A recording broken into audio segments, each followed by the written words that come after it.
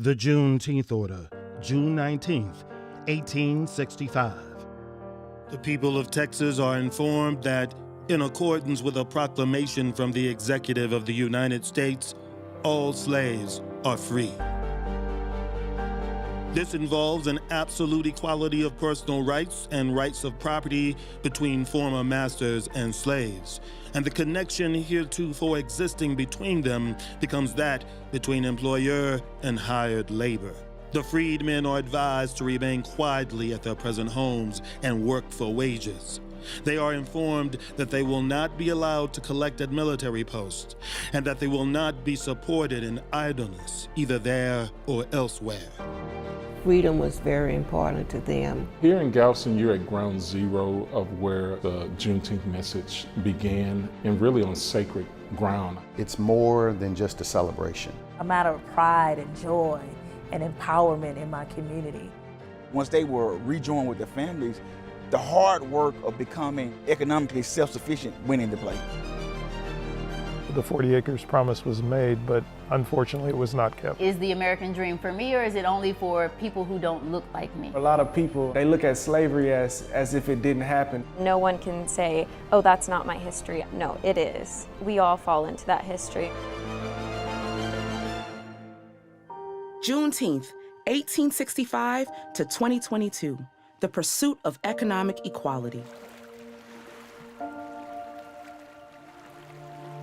Galveston, Texas, has long been one of the largest ports in the United States and is still thriving today with tourism and cruise ships. Yeah, this coastal town was once the largest city in Texas thanks to commercial business. But instead of cruise ships, slave ships used to dock at this very location. The economy of the 1800s depended on rice, cotton, and sugarcane plantations. Plantation owners relied on slave labor. So much so, they actually ignored the Emancipation Proclamation of 1863 until June 19th, 1865. Juneteenth is the date, June 19, 1865, when Major General Gordon Granger issued General Order Number 3 here in Galveston, which stated in the first sentence that all slaves are free, and in the second sentence, this involves an absolute equality. And it happened here on the southwest corner of 22nd and Strand in Galveston at the Osterman, or some pronounce Osterman building. You know, and old Marshall didn't tell you, it was free. He didn't tell you that? No, he didn't tell. They wait till, I think now they said they wait till 6 months out of that, 6 months, and turn them loose on the 19th of June. That's why, you celebrate that day, colored folks. Celebrate that day. After Juneteenth, newly freed slaves were promised 40 acres of land to start their new lives. But that would be one of many promises broken. This year, we're taking a look at the financial impact that slavery had all the way back in the 1800s to now in present day 2022. But to truly understand Juneteenth, you must first understand slavery. Galveston was a major commercial center like other port cities, Charleston, New Orleans. Many ships would have come in with enslaved people. You're talking about, a source of free labor. The owners could work these enslaved people from sunrise to sunset, continuously raising the bar on what they must produce each day. And there was no one to monitor that. There was no one to say that's too much or this is inhumane. So yes, it was an incredible source of wealth for the slave owners. So the total value of the enslaved population for their owners was approximately $4 billion. It's estimated that the entire wealth of the United States at that point was approximately $16 to $17 billion. The wealth that was embodied in enslaved human beings was essentially 1/4 of the total wealth of the United States. After Juneteenth, the Reconstruction era began, where formerly enslaved blacks immediately became politicians. Matthew Gaines was a senator. George T. Ruby was a senator actually elected here in Galveston in 1869. They even became sheriffs in some areas and opened businesses, moving to areas like Houston to build their own communities like the 3rd, 4th, and 5th wards. They also fought to get their education since slaves were not allowed to read or write. 50 miles outside of Houston, off Highway 290, is the campus of Prairie View A&M University. It was founded during Reconstruction in 1876, 11 years after Juneteenth. Prairie View A&M is a direct result of Juneteenth. So we get our first graduates like in the 1880s. This first generation went out and the majority of them became educators because it was a need in the African American community during this time to educate the formerly enslaved who didn't know how to read or write or count. The land where Prairie View sits was once home to Alta Vista Plantation, spread over 3,000 acres with 300 to 400 slaves. And recently, something quite rare happened. The descendants of the plantation owners reached out to the university, wanting to collaborate with students and staff in the push for social and racial equality. Becky Vanderslice and her daughters, Allison and Mara, are descendants of Jared Kirby, who was the master of the plantation from 1849 to 1865. Why do you decide to openly talk about this very uncomfortable part of your family history? I felt it was really important to stand up and declare this really did happen and my family was part of it, and to acknowledge that. When she was about 9 years old, Becky remembers her grandmother in Houston showing her a probate document listing the names of slaves at Alta Vista Plantation, along with their ages. The document verifying a difficult truth for the family. It's made me very angry. It's made me very sad. I think it's also made me more empathetic. Becky, the family matriarch, says members of her church in Colorado encouraged her to reach out to the university. I heard you say in an interview you were afraid to contact the university. Why? I did not know how I'd be received. I didn't know who to speak to. She ended up talking to the right person. Phyllis Earls is the university library archivist. She vividly remembers that first conversation. Then she started talking about the Kirby family. And then she said, I'm one of the descendants. And I remember her saying that, I want to talk to you, but I wasn't sure how I'll be received. I said, I've been waiting for someone from the Kirby family to call. Oh, 8,000 acres. 8,000 acres of land. 300 slaves. Yeah. The three women finally visited the Prairie View campus in May. A family with a complicated past now joining the conversation about bringing people together. I think so important that we come forward to talk about what really happened. And I think to be a model for other white families that could partner with historic Black colleges and universities and others to tell the fullness of this story. And frankly, we're seeing a movement in our country with laws passed in legislatures across the country trying to have us stop having these conversations, to make it harder for people to have these conversations. I think we should be doing more of it, and especially when it's uncomfortable. I think it helps you grow and stretch, and I hope it can mean that we can be better partners and community members with all of the people in our communities.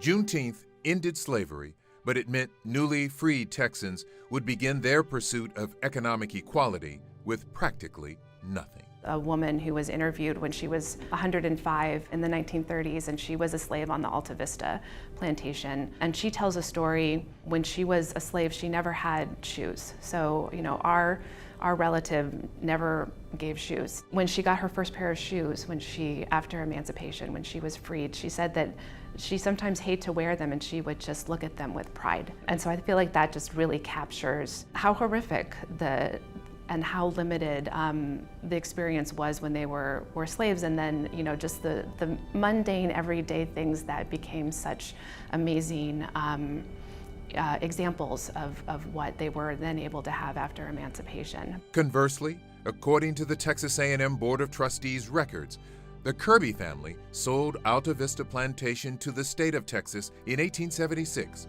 for $15,787. That's about $426,000 in today's money. I mean, we started out with this horrific history of people being enslaved, and now it's a place of opportunity for hundreds and thousands, well, thousands of African American students that now, on this very land, are able to build their dreams for their own careers and their own families. And so I think we're very proud to see that outcome, but really that's what I hope our story is. It's a very American story. And we're always trying to, move in the progress of social and racial justice and equality as we're trying to perfect our country. So to me, it's just like a little slice of our country's history.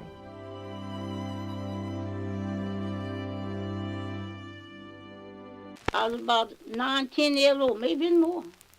Stayed right there. We didn't know where to go. Mom and them didn't know where to go. You see, after freedom broke, just like you turn something out, didn't know where to go. That's just where they stayed. Turn us out just like, you turn out cattle. I say, didn't know where to go. And so once they were rejoined with their families, the hard work of becoming economically self-sufficient went into play. Freed slaves had nothing and needed everything, most of all work and the means to earn an income. The Freedmen's Bureau played an important part in this because they negotiated work contracts for enslaved people in the sharecropper situation. And while the Freedmen's Bureau Act of March 1865 formalized government aid to freed slaves, it made no provision for land. January 16, 1865, 6 months ahead of Juneteenth and Emancipation Day, General Order No. 15 is issued, reserving land for freed families in 40-acre tracts to inhabit land along the southeastern seaboard. Any idea how many freed slaves in this area were able to get at least 40 acres? None. Order number 15, most commonly known as 40 acres and a mule. The islands from Charleston, south, the abandoned rice fields along the rivers for 30 miles back from the sea, and the country bordering the St. Johns River, Florida, are reserved and set apart for the settlement of the Negroes so that each family shall have a plot of not more than 40 acres of tillable ground. Just how much is 40 acres? Imagine about 30 football fields side by side. After President Lincoln's death, President Andrew Johnson revoked Order Number 15, denying African Americans land and the ability to gain economic independence after emancipation. So as a consequence, none of the 4 million formerly enslaved received the promised 40-acre land grants. So it was a promise that was not kept. It was devastating. They tried their best not to actually leave, but they were compelled to do so ultimately. A promise broken, and 150 years later, a proposed plan to make amends. Leading up to the Civil War, slavery solidified the relatively young state of Texas with the Old South, connecting it to states as far away as the Carolinas, home to well-established ports and plantations.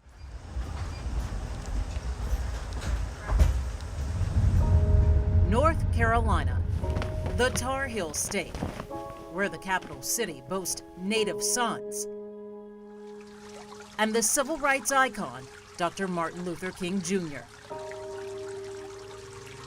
There's also Bennett Place, the site of the largest surrender of Confederate troops. And 30 miles north is historic Staggville, a plantation once so big it spanned across 3 counties. It's where we connect with the native Texan, folklorist and lecturer Kirsten Mullen, and her husband, Duke University economist and scholar Dr. William Darity. It is by no coincidence we meet at this former plantation. There were 900 enslaved people here. The two contend there is a great debt owed. Together, they have researched and written extensively about it. The title of the book is From Here to Equality, Reparations for Black Americans in the 21st Century. And it makes a strong case for acknowledgement, redress, and financial restitution. It should never have happened.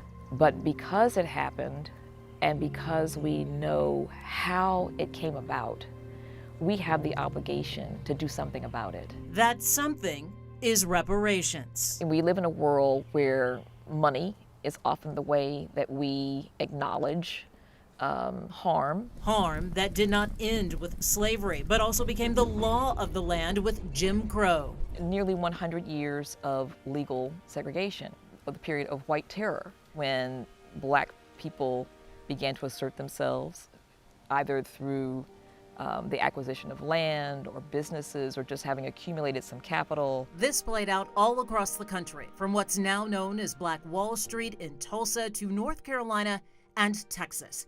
Decades of progress, robbed and ruined.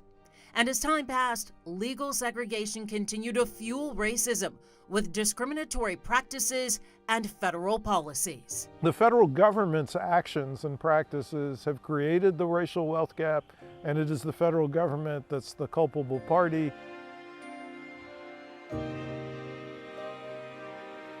We now say that it amounts to approximately $350,000 per person, and that adds up to a total of approximately $14 trillion, given our estimate that there are about 40 million living Black Americans whose ancestors were enslaved in the United States.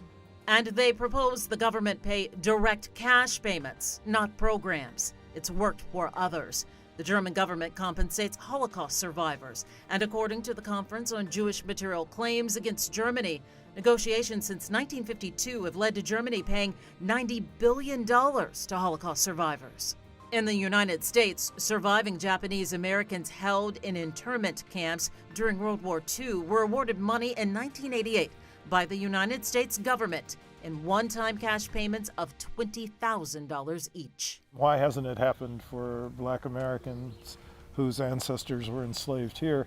And I think our answer is it's good old-fashioned American racism. But more attitudes are shifting, especially after the past 2 decades. I can't think of any other time when so many people with different understandings of American history have come together to talk about reparations. The H.R. 40 bill establishes the Commission to study and develop reparation proposals for African Americans, including appropriate remedies to present to the U.S. Congress. The number 40 represents the unfulfilled promise the U.S. government made to freed slaves to be granted 40 acres of land. U.S. Congressman John Conyers introduced the bill and for 3 decades championed it before his passing. Congresswoman Sheila Jackson Lee reintroduced the bill in early 2021 and is now a sponsor. It has since been approved by a House Judiciary Committee, but the full House has yet to vote on it.